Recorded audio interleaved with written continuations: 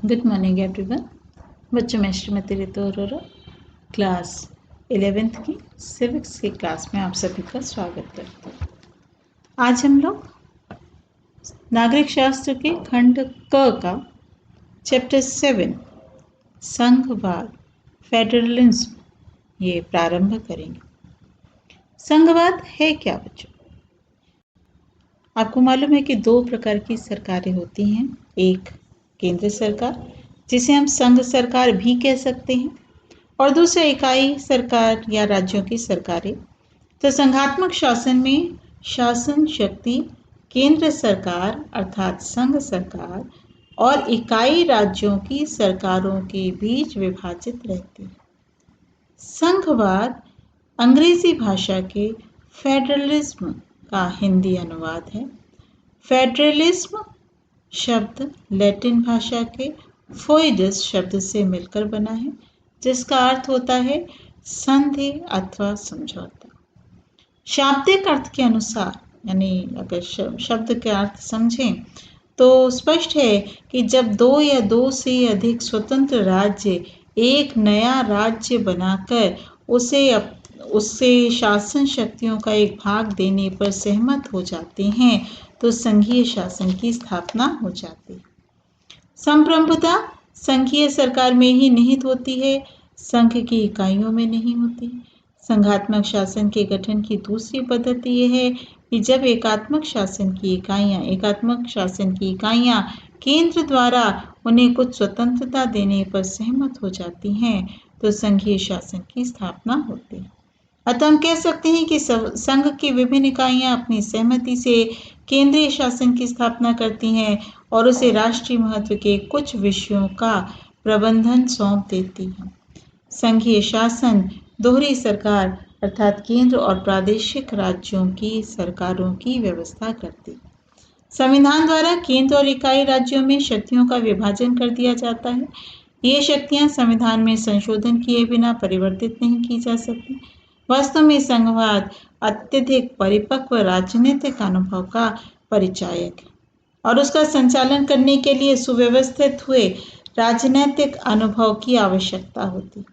ये एकात्मक शासन की अपेक्षा एक नई शासन व्यवस्था है जिसका राजनीतिज्ञों ने गहन विचार विमर्श के बाद आविष्कार किया। केंद्र सरकार तथा राज्य सरकारों की शक्तियां मौलिक होती हैं। दोनों का अस्तित्व संविधान पर निर्भर करता है, न कि किसी दूसरे की इच्छा पर। संघ राज्य दोहरी सरकार है। यह दो प्रकार के समकक्ष सरकारों के समान है। संघ सरकार का सर्वोत्तम एवं आदर्श उदाहरण संयुक्त राज्य अमेरिका है। संघात्मक राज्यों के अन्य उदाहरण भारत, कनाडा, ऑस्ट्रेलिया, ब्राजील, चीन, अमेरिका, मैक्सिको, जर्मनी, स्विट्जरलैंड, इन सभी देशों में संघात्मक सरकार पाई जाती है, यानी दो सरकारें हैं, एक राज्यों की सरकार और दूसरी संघात्मक सरकार। तो आज हम लोग संघवाद की विशेषताएं, संघवाद पर विशेष चर्चा करेंगे।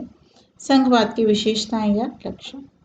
संघात्मक सरकार की प्रमुख विशेषताएं या लक्षण। पहली विशेषता क्या है? जहां भी संघात्मक सरकार होगी वहां दोहरा शासन होगा, यानी दो प्रकार की से शासन व्यवस्था की जाएगी। संघात्मक सरकार में दोहरे शासन का प्रबंध किया जाता है। एक केंद्रीय शासन, जैसे भारत में है एक केंद्र सरकार, दूसरा स्थानीय शासन या जिसे हम भारत में राज्य सरकार कह सकते हैं। तो दो प्रकार की सरकारें होती हैं। संघ और स्थानीय सरकारों के अधिकार संविधान द्वारा निश्चित किए जाते हैं कि संघ सरकार के पास कौन से अधिकार हैं और राज्य सरकारों के पास कौन से अधिकार हैं, ये संविधान द्वारा निश्चित होते हैं और दोनों सरकारें अपने अपने क्षेत्र में स्वतंत्र होती हैं। शक्तियों का विभाजन। संघात्मक प्रणाली में शक्तियां केंद्र सरकार और राज्य सरकार में बटी होती हैं। प्रभुसत्ता विभाजित नहीं की जा सकती, परंतु संघात्मक सरकार में उसकी अभिव्यक्ति दो साधनों पर होती है, केंद्र सरकार और राज्य सरकारों पर। दोनों सरकारों को जो शक्तियां प्राप्त होती हैं वे संविधान द्वारा मिलती हैं, इसलिए दोनों सरकारें अपने अस्तित्व के लिए एक दूसरे पर निर्भर नहीं होती। शक्तियों के विभाजन का आधार यह होता है कि जो शक्तियां राष्ट्रीय महत्व की हों, जैसे कि सुरक्षा, विदेश विभाग आदि, ये सभी केंद्र सरकार के पास रहती हैं, और जिन शक्तियों का महत्व स्थानीय होता है, जिनका संबंध सभी राज्यों में समान नहीं होता है, वे राज्य सरकारों को दी जाती हैं, जैसे शिक्षा, पुलिस, कृषि इत्यादि। तीसरा है लिखित संविधान। संघात्मक सरकार में संविधान सदैव लिखित होता है, क्योंकि अलिखित संविधान में शक्तियों का विभाजन नहीं किया जा सकता। यदि शक्तियों का विभाजन न किया जाए तो केंद्र सरकार और राज्य सरकारों में विवादों का निर्णय करना बहुत कठिन हो जाता है। चौथा है कठोर संविधान। ये सभी संघात्मक संविधान की विशेषताएं हैं बच्चों। ये बोर्ड में विस्तृत प्रश्न भी आता है। संघात्मक सरकार में संविधान का कठोर होना आवश्यक है। केंद्र सरकार को स्वेच्छा से इसमें संशोधन का अधिकार नहीं होता है। संविधान में संशोधन का तरीका ऐसा होना चाहिए कि राज्य सरकारों के परामर्श के बिना संशोधन करना असंभव हो। यदि इकाइयों की सहमति संविधान के संशोधन के लिए आवश्यक नहीं होगी तो संविधान द्वारा राज्यों के हितों की रक्षा करना कठिन हो जाए। संविधान की सर्वोच्चता। संघात्मक सरकार में संविधान सर्वोच्च होता है। न तो केंद्र सरकार और न ही राज्य सरकारें ऐसा कानून बना सकती हैं जो संविधान की किसी धारा के विरुद्ध हो। स्वतंत्र न्यायपालिका ऐसे कानूनों को रद्द कर देती है जो संविधान की धारा के विरोध में हो। न्यायपालिका की श्रेष्ठता। संघात्मक प्रणाली में सर्वोच्च न्यायपालिका का अस्तित्व अनिवार्य है। यदि ऐसी शासन प्रणाली में दोहरा शासन प्रबंध होता है, यद्यपि सर्वोच्च संविधान द्वारा केंद्र और राज्यों की शक्तियों का विभाजन किया जाता है, परंतु फिर भी केंद्र और राज्य सरकारों में संवैधानिक या वैधानिक विवाद उत्पन्न हो सकते हैं। ऐसे विवादों का निपटारा केवल सर्वोच्च न्यायपालिका द्वारा ही किया जा सकता है। सर्वोच्च न्यायपालिका के निर्णय सभी के लिए प्रतिबंधित होते हैं। केंद्र सरकार या कोई राज्य सरकार सर्वोच्च न्यायालय के निर्णय को मानने से इनकार नहीं कर सकते। दोहरी नागरिकता।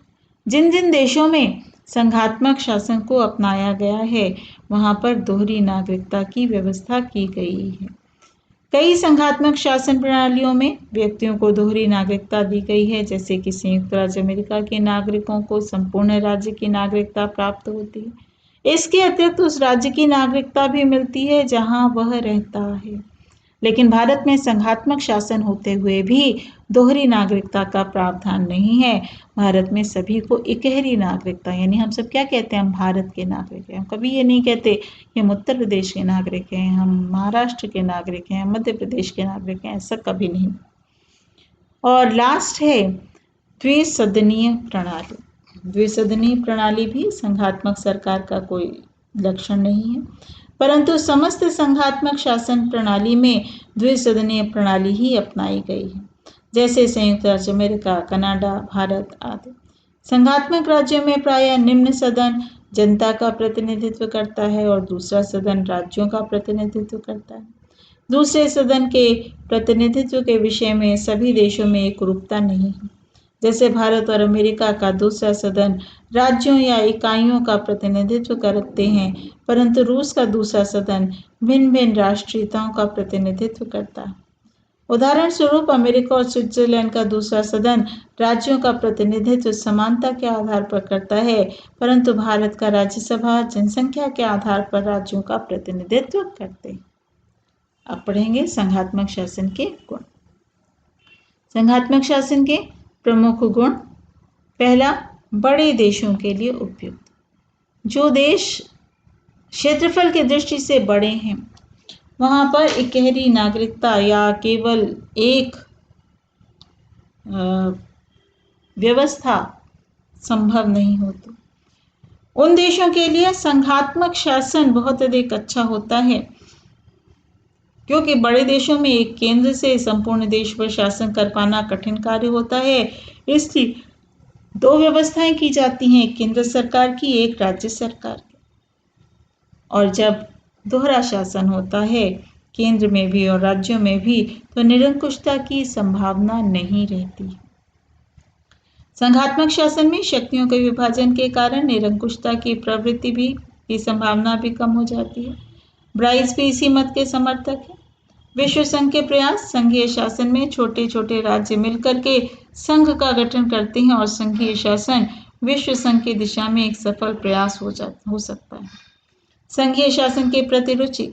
संघीय शासन में प्रांतीय और संघीय सरकारें शासन का महत्वपूर्ण कार्य संपादित करती हैं।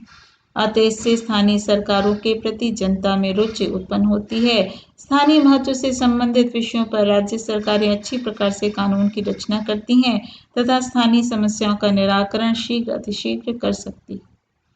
निर्बल राज्यों के लिए सुनहरा अवसर। ऐसे राज्य जो कम शक्तिशाली होते हैं मिलकर एक संघ का गठन कर शक्तिशाली हो जाते हैं और उनका अस्तित्व खतरे में नहीं रहता। अमेरिका इसका जीता जागता उदाहरण है। आर्थिक दृष्टि से हितकारी। संघात्मक शासन व्यवस्था आर्थिक दृष्टि से लाभकारी होती है। इसमें केंद्र और राज्यों को अपने अपने आर्थिक साधनों में वृद्धि करने का अवसर होता है। संघ शासन मितव्ययी होता है। सभी राज्यों के संगठित हो जाने के कारण आय व्यय की व्यवस्था एक ही स्थान से होती है। इससे आमदनी बढ़ जाती है, खर्च भी कम हो जाता है।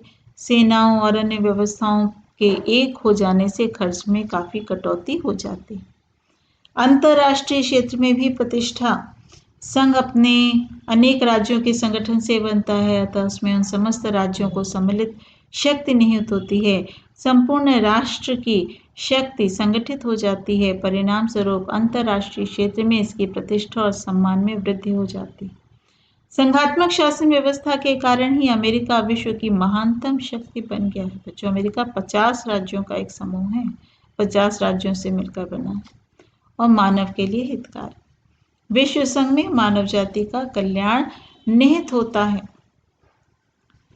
यदि समस्त राष्ट्र मिलकर के इकाई का रूप धारण कर लें तो संपूर्ण विश्व को युद्ध की लपटों से बचाया जा सकता है तथा मानव जाति का संगठित रूप में संरचनात्मक विकास संभव हो सकता है। लेकिन कोई भी प्रणाली दोषमुक्त नहीं होती। जहाँ इसमें अनेकों गुण पाए जाते हैं वहाँ कुछ दोष भी पाए जाते हैं। पहला है खर्चीली व्यवस्था। संघीय शासन खर्चीली शासन व्यवस्था है। इसमें दोहरे कानून, दोहरे प्रशासनिक ढांचा पाया जाता है। यानी हम राज्य में भी खर्च करें और केंद्र में भी खर्च करें। विवादों की संभावनाएं होती हैं। केंद्र और राज्यों के बीच कई बार शक्तियों को लेकर के, आय के साधनों को लेकर के विवाद उत्पन्न होते रहते हैं। भारतवर्ष इसका एक प्रमुख उदाहरण है। संघ की विभिन्न इकाइयों के बीच कभी सीमा संबंधी तो कभी जल संबंधी विवाद उत्पन्न होते रहते हैं। क्षेत्रीयता की भावना में वृद्धि। संघीय शासन में राष्ट्रीयता की भावना के स्थान पर क्षेत्रीयता की भावना में वृद्धि हो जाती है। नागरिक राष्ट्र की अपेक्षा प्रांत तथा इकाई राज्य की उन्नति पर अधिक ध्यान देते हैं और ऐसे में प्रशासन निर्बल हो जाता है। संघीय शासन में दोहरा प्रशासन होता है, एक केंद्र का और दूसरा संघ की इकाइयों का। दोहरे प्रशासन से दोनों में टकराव की संभावना बनी रहती है। परिणाम स्वरूप प्रशासन में निर्बलता आ जाती है। संघवाद विधिवाद की सीमाओं में बंधा रहता है और इसके लिए कठोर तथा लिखित संविधान की आवश्यकता होती है। शक्ति विभाजन के प्रश्न को लेकर के केंद्र तथा राज्यों के बीच संघर्ष की स्थिति उत्पन्न होती रहती है। तभी तो आलोचकों का कहना है कि संघवाद का अर्थ विधिवाद तथा कमजोर शासन है। इकाइयों के पृथक होने की संभावना। संघीय शासन में इकाइयों से यह खतरा होता है कि वे छोटे छोटे विवादों पर पृथक होने की धमकी देते रहते हैं और पृथक भी हो जाते हैं। सोवियत संघ में ऐसा ही हुआ बच्चों। सोवियत संघ विश्व का सबसे बड़ा एक संघीय क्षेत्र था जिसका विभाजन हुआ। 15 भागों में सोवियत संघ टूट करके अलग हो गया।